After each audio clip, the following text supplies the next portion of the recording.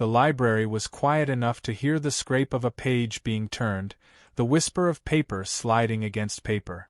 Ethan Caldwell always liked that silence. It carried the kind of weight that demanded reverence, the kind of hush that could swallow the noise of his life outside these walls. Here, he was not the respectable literature professor, not the husband who kept his marriage stitched together with habit and polite conversation. In the library's dim-lit stacks, surrounded by the scent of paper and dust, he was simply a man looking for escape. Ethan moved with purpose, though his eyes flicked over titles he already owned, already taught, already knew by heart. He wasn't here for the books. He was here for what he couldn't quite admit, not even to himself, a hunger he didn't dare name. That's when he noticed him. Julian Hart, the new librarian, was shelving returns on the far end of the aisle. Ethan had seen him once or twice from a distance, but never this close. Julian was younger, mid-20s perhaps, with an easy looseness in his posture, a kind of confidence that filled the silence instead of breaking it. His sleeves were rolled, veins visible along his forearms as he slid volumes into place.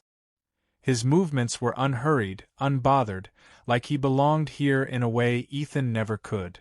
Ethan told himself not to stare, but his eyes betrayed him. Julian must have felt it because he turned, catching Ethan's gaze. Instead of looking away, Julian smiled, sharp, knowing, just shy of flirtation. Ethan's pulse skipped. Looking for something particular? Julian's voice carried low but clear, almost conspiratorial in the quiet aisle. Ethan cleared his throat. Just browsing. I've read most of these already. Julian tilted his head, amused. Then why do you keep coming back? The question landed heavier than it should have. Why did he keep coming back? Certainly not for books he had memorized years ago.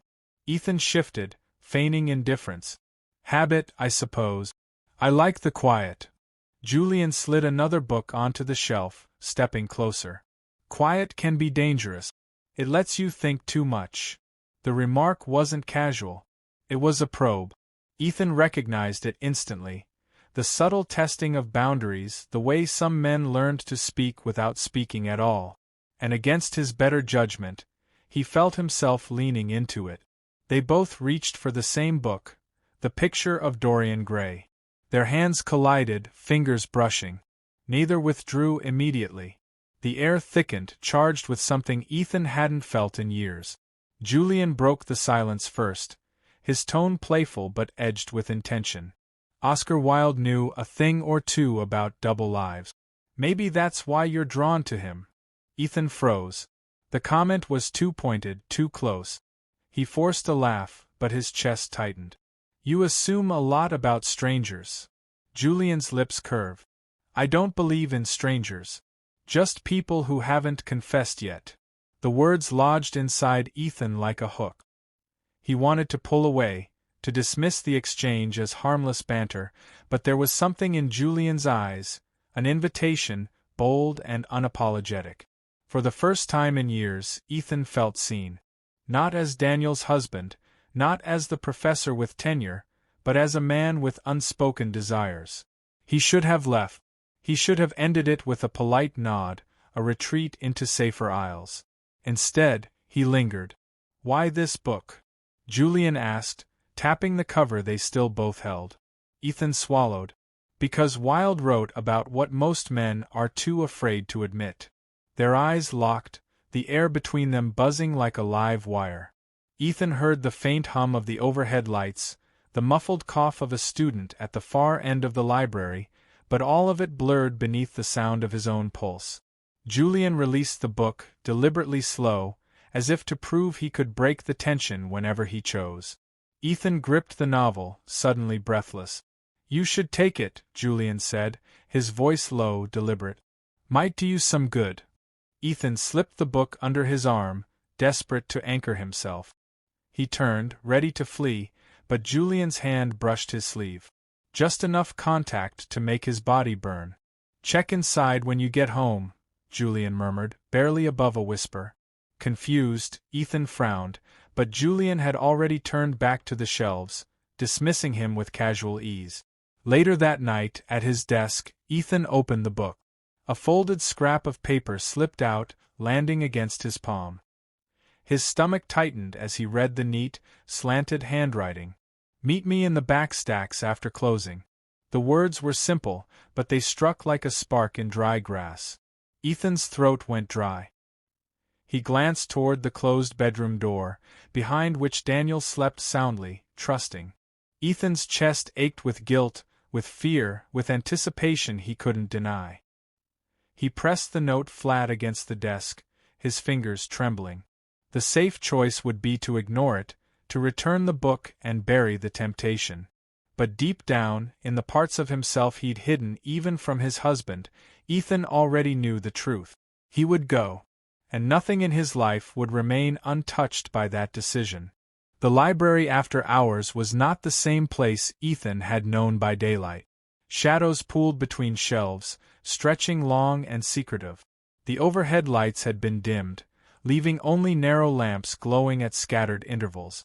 The silence was thicker now, as though the very walls conspired to guard whatever might happen here. Ethan stood near the back stacks, his heart thundering loud enough that he feared it would give him away. He had told himself all week that he wouldn't come, that the note was a test he would fail with honor. Yet here he was, fingers gripping the spine of a random volume, staring at the dust motes drifting in the low light. He heard footsteps before he saw him. Slow, deliberate. Julian's presence filled the aisle before his figure appeared, casual but purposeful, his shirt slightly unbuttoned as though he'd been waiting for this moment too. "You came," Julian said, voice low, almost amused. Ethan tried to steady his breathing. "This is foolish." Julian tilted his head, closing the distance with unhurried confidence. "Then why does it feel inevitable?" The words settled in Ethan's chest like a confession he didn't know he'd been waiting for. He wanted to argue, to reclaim control of the situation, but the truth pressed too heavy against him. He had been drawn here by something stronger than reason. Julian stopped just short of touching him, close enough that Ethan could feel the warmth radiating from his body. "You don't have to pretend," Julian murmured. "Not here." That was the cruelty of it, Ethan realized. Here, in the hush of the library, he didn't have to be Daniel's faithful husband, the reliable professor, the man who lived by rules. Here, he could be the version of himself he had buried out of duty. Ethan's throat tightened. "I'm married," he said, as though speaking the word could tether him back to safety. Julian's expression softened but did not waver. "I know. I noticed the ring the first day." He paused, his voice dropping to a near whisper. "But I also noticed the way you look at me." The words cracked something inside Ethan. He had spent years training his body to behave, his glances to pass unnoticed, his hunger to be disguised as indifference. To have it exposed so simply was devastating. Julian reached out, brushing Ethan's sleeve with his fingertips. It was the smallest gesture, yet Ethan's body reacted as though struck by lightning. His breath hitched, his resolve crumbled. "You should stop," Ethan whispered, though he made no move to step back. Julian's lips curved into a faint smile, equal parts gentle and daring. "Then stop me." Ethan didn't. The first kiss was hesitant, almost fragile. Ethan leaned in, desperate yet trembling, his conscience warring with his desire. The touch of Julian's mouth was softer than he imagined, but beneath it was heat, urgency, the taste of everything he had denied himself. The kiss deepened quickly, hunger surging where hesitation once stood. Their breaths tangled, their bodies pressing closer between the rows of books, hidden but not safe. Guilt clawed at Ethan's chest even as his hands gripped Julian's shirt, pulling him nearer. Images of Daniel flickered, his laugh, his trust, their years together, but they were drowned out by the fire roaring in his veins. He had not felt alive like this in years, not since before routine had dulled love into companionship. Julian pulled back just enough to speak, his voice rough. "See? You don't have to keep starving yourself." Ethan's eyes burned. "You don't understand. This isn't just about me. There's a man at home who trusts me. I do understand, Julian countered, brushing his thumb against Ethan's jaw. But what about you? When was the last time you trusted yourself to want? The question sliced deep. Ethan had no answer. His silence was the truest response. They kissed again, fiercer this time, urgency spilling out of them like a dam breaking. The stacks around them became complicit witnesses, the books absorbing their gasps, their desperate murmurs. Ethan's hands shook as they roamed over Julian's shoulders, every touch both a betrayal and a liberation. For a suspended moment, time did not exist. There was only the rush of desire and the sharp ache of guilt, tangled inseparably. When they finally pulled apart, both breathless, Ethan staggered back, dragging a hand through his hair. His lips were swollen, his chest heaving. "This can't happen again," he said, though the words sounded empty even to his own ears. Julian didn't argue. Instead, he gave Ethan a look that was neither triumphant nor ashamed. It was something deeper, steadier. "Then tell yourself whatever you need to. But you'll come back." The certainty in Julian's tone rattled Ethan more than the kiss itself, because he knew, with sickening clarity, that Julian was right. Later that night, slipping into bed beside Daniel, Ethan lay rigid, staring at the ceiling. Daniel shifted in his sleep, murmuring something soft, trusting, oblivious. Ethan felt the weight of his betrayal pressing down on him like a stone. He told himself it was a mistake, a moment of weakness. He swore he wouldn't return to the library after hours, that he would bury this spark before it became a fire. But even as he made those promises, the taste of Julian's kiss lingered, impossible to forget. And deep inside, Ethan knew the truth. The first betrayal was only the beginning. Morning light always felt harsher after a night in the stacks. Ethan sat at the breakfast table, coffee cooling untouched in his hands, while Daniel read the paper across from him. His husband's presence, once comforting, now pressed on him like a silent accusation. Daniel's hair was still damp from the shower, his face soft with trust. Ethan forced himself to meet his eyes when Daniel glanced up, but the guilt simmered beneath his skin. "Big day at the university?" Daniel asked casually, his voice warm. Ethan nodded, too quickly. "Lectures all afternoon." He took a sip of the coffee he didn't want, hoping it would wash away the taste of Julian still lingering on his lip.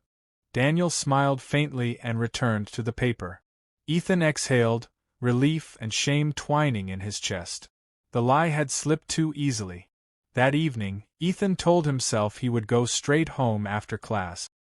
He told himself he wouldn't detour past the library. Yet when the campus bell tolled 6, his feet betrayed him.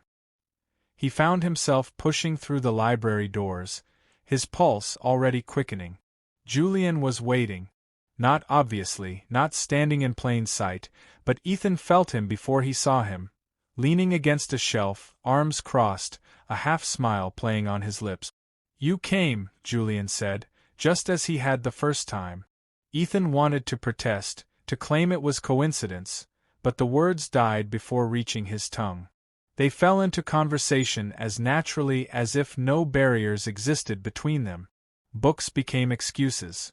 Titles pulled from shelves, discussions that veered from literature into philosophy, into secrets neither had spoken aloud before. With Julian, Ethan's words came alive. He laughed in ways he hadn't laughed in years, sharp and unguarded. He confessed his fears of growing old, of becoming invisible. Julian listened without judgment, his eyes bright with understanding. And when their hands brushed, when their knees touched under the small library desk, it felt less like betrayal and more like awakening. But at home, the weight doubled. Daniel's concern sharpened. He began noticing Ethan's late nights, the evasive explanations. "You've been distant," Daniel said one evening, reaching across the couch. "Are you sure everything's all right at work?" Ethan forced a smile, threading his fingers through Daniel's out of habit rather than desire. "Just papers to grade. It'll pass." Daniel searched his face a moment longer, then nodded, choosing trust. That choice gutted Ethan more than any accusation could have. Still, the thrill was impossible to abandon. The stolen moments with Julian grew bolder, quick kisses in shadowed aisles, whispered conversations as students studied just rows away. Every risk, every near-miss, stoked Ethan's pulse until he was addicted to the secrecy. The fear of discovery only deepened the intoxication. One night, tucked deep in the stacks, Julian pulled Ethan close and spoke against his ear. "I don't want to be just this," he said, voice low but firm. "A shadow, a secret." Ethan stiffened. "Julian." "I know you're married," Julian interrupted, his hand pressed to Ethan's chest. "I'm not asking you to leave him tomorrow. But I can't keep pretending I'm content with scraps of your time. I want more than the dark corners of your life." The word struck like a blade. Ethan looked into Julian's eyes, seeing not just desire but something far more dangerous: hope. "You don't understand," Ethan whispered, shaking his head. "Daniel and we've built a life. Years. You're asking me to tear it apart." Julian's gaze didn't falter. "No, Ethan. I'm asking you to tell the truth, to yourself, to him, to me. If you can't, then maybe you don't deserve either of us." The ultimatum hung between them, heavy and sharp. For the first time since their affair began, Ethan felt not only desire but dread. This wasn't a game anymore. It wasn't just stolen kisses and quiet betrayals. It was a choice clawing at his chest, one he wasn't ready to make. Days passed and Ethan's double life grew messier. He lied more fluidly to Daniel, covering evenings with fabricated meetings, with papers that didn't exist.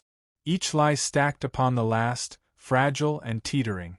Daniel's eyes grew sharper, his silences longer. One night, while searching for a sweater in Ethan's jacket, Daniel found something small but damning: a library receipt. The date and time didn't match Ethan's excuses. Daniel held it in his hand for a long while, staring at the proof of something he couldn't yet name but already feared. He said nothing that night, but the distance between them deepened into a gulf. Ethan felt it, even as he slipped out once more, back into the arms of the man who made him feel alive. The guilt was unbearable, but the fire was unstoppable. Julian's kiss tasted sweeter against the backdrop of impending collapse, and Ethan knew the truth he wouldn't yet speak aloud. Something had to break. Daniel waited until Ethan came home late again.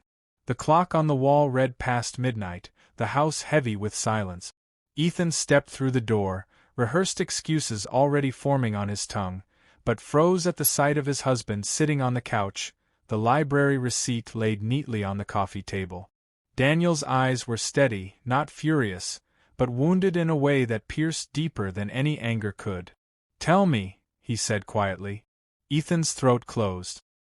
He wanted to spin another lie, to grasp at one last chance to protect the fragile illusion, but the words died in the face of Daniel's gaze.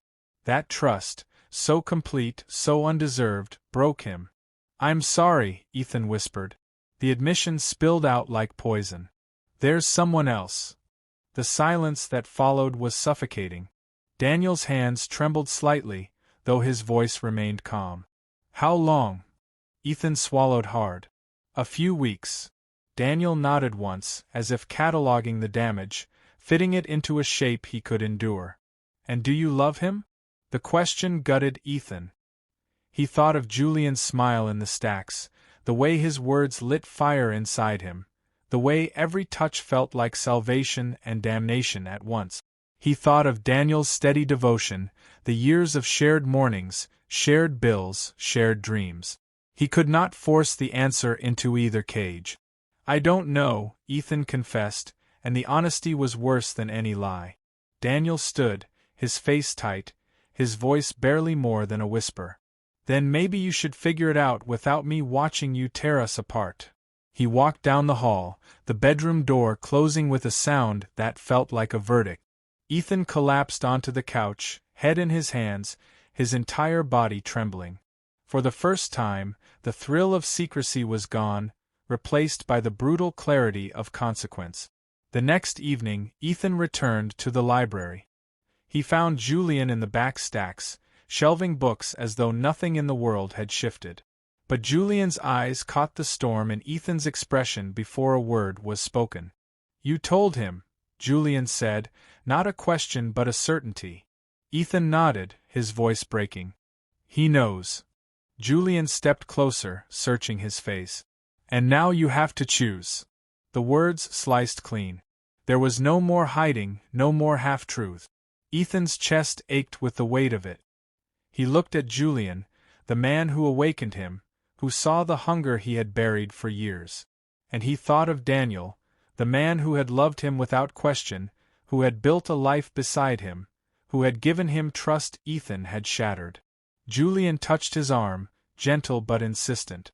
"I want more than stolen hours, Ethan. I want to walk beside you in the daylight. If you can't give me that, then end this now." Tears blurred Ethan's vision. He wanted to choose passion, to surrender to the wildfire Julian had lit.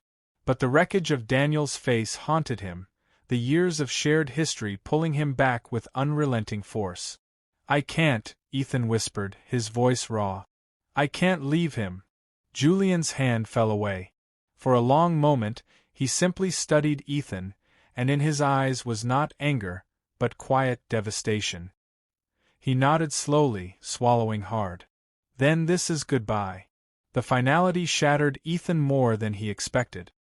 He wanted to beg, to undo, but Julian turned back to the shelves, his movements steady, deliberate, already creating distance. Ethan lingered, heart pounding, but knew the truth.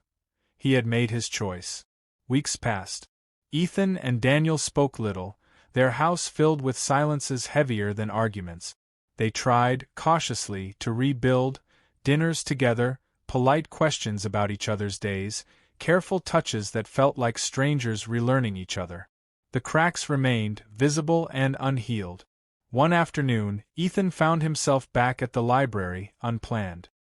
He wandered the aisles until he saw Julian across the room, shelving books with practiced ease. Their eyes met, and for an instant the world went silent. No words passed, no smiles exchanged, only a flicker of recognition, of what had been, of what would never be. Ethan turned away first, his chest hollow. He left the library into the sharp autumn air, the note of finality echoing inside him. In the quiet of the stacks, he had discovered a part of himself he could never unlearn. But discovery came at a cost. Love had been found, tested, and lost. And though the story hadn't ended with forever, it had left a mark deep enough to last a lifetime.